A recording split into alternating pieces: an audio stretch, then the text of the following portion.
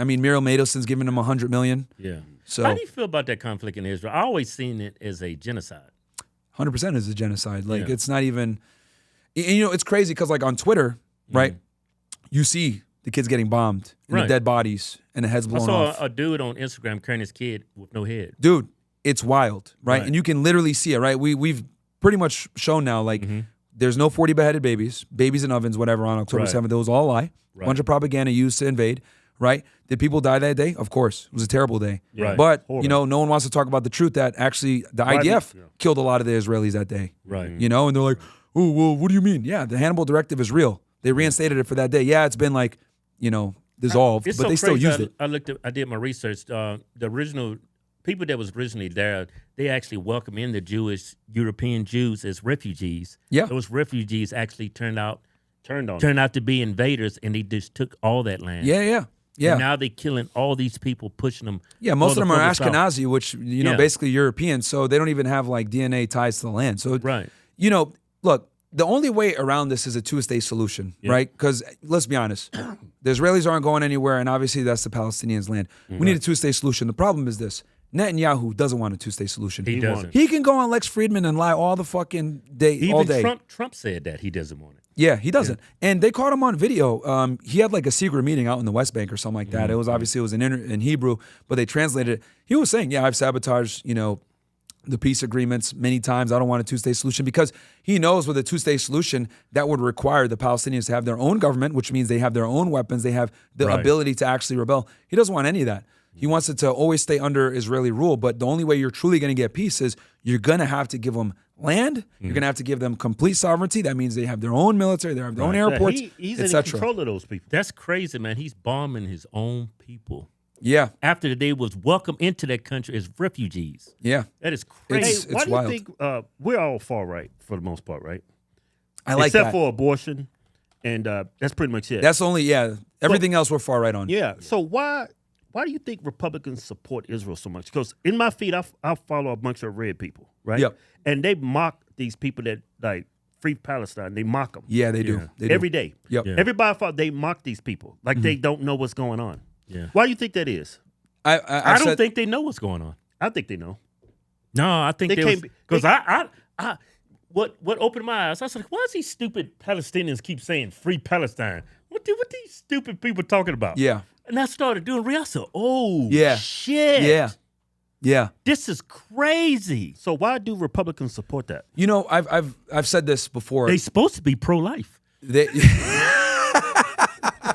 call Let's go. themselves pro-life. That's facts. And they're bombing. They have Israel bomb their own people after they was welcomed into that country as refugees. Yeah. I think it's a combination of things, right? So, number one, the American media never shows what's going on in Gaza. I've noticed this. I Right. watch, you know, whether you look at Fox News or CNN, etc. It's all lies. They never show any of the damage, any of the killed kids, nothing. And that's for obvious Dude, I was reasons. looking at videos and like where the Palestinians live. It looked like it looked like something out of I Am Legend. I Am Legend. It looked like apocalyptic. And then you see where It's the destroyed. Jewish people are living and how Destroyed. how we're sending them billions of dollars.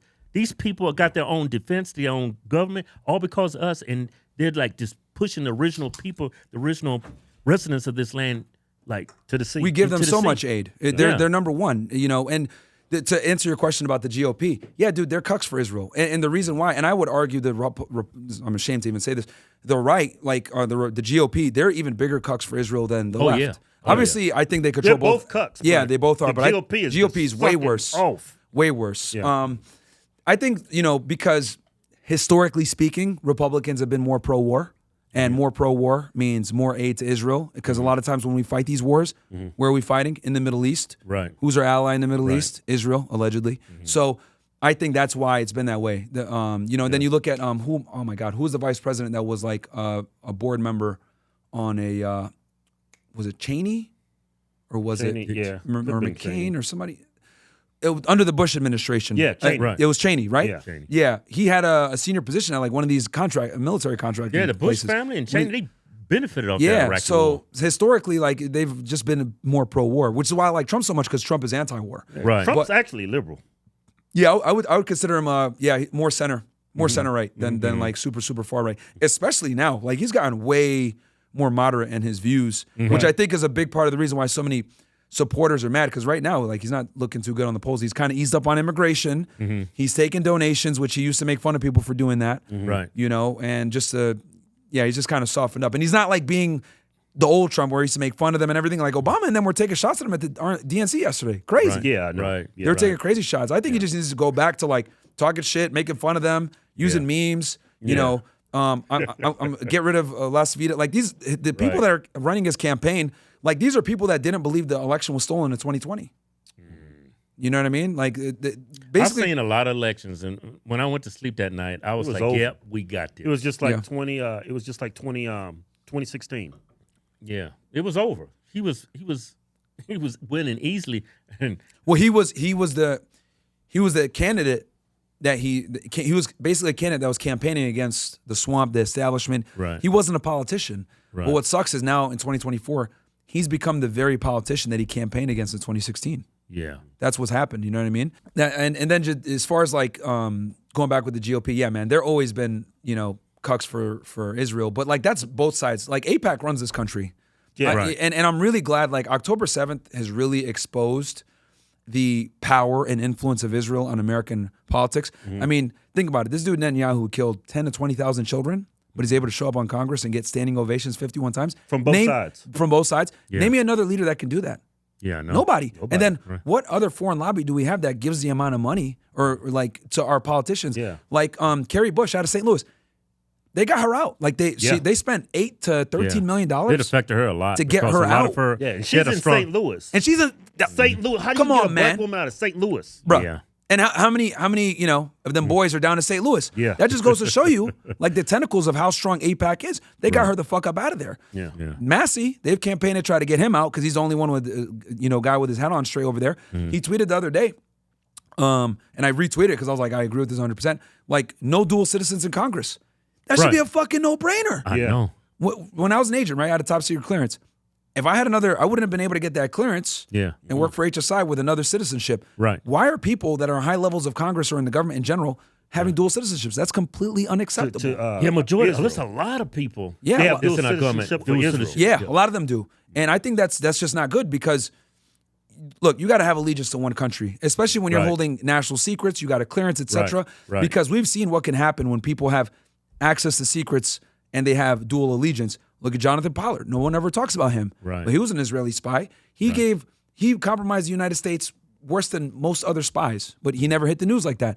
What happens? He gets out of jail. You know, he gets on a fucking plane. Sheldon Adelson gets on a plane, and then he's met at the tarmac with Benjamin Netanyahu. Yeah. This is a guy that sold our secrets to Russia.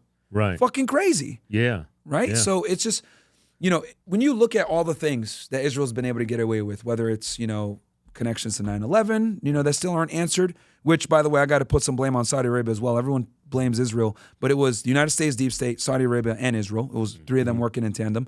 And then, you talk about the JFK assassination. I did a 4-hour podcast talking about this in detail. There's Zionist fingerprints all over that too. RFK, right? Right. Zionist fingerprints all over that. Sirhan, when he shot him and he killed him allegedly, well, Right. Sirhan was in front of him. The shots that killed RFK were from behind him. Right. But back of the head and like in his shoulder. And then if you look at the bullet holes in the area where the shooting happened, like didn't match up with the gun that he had. There were more bullets than what was in his actual weapon that he shot. Yeah. So that doesn't make sense. Well, And then RFK said CIA killed his dad.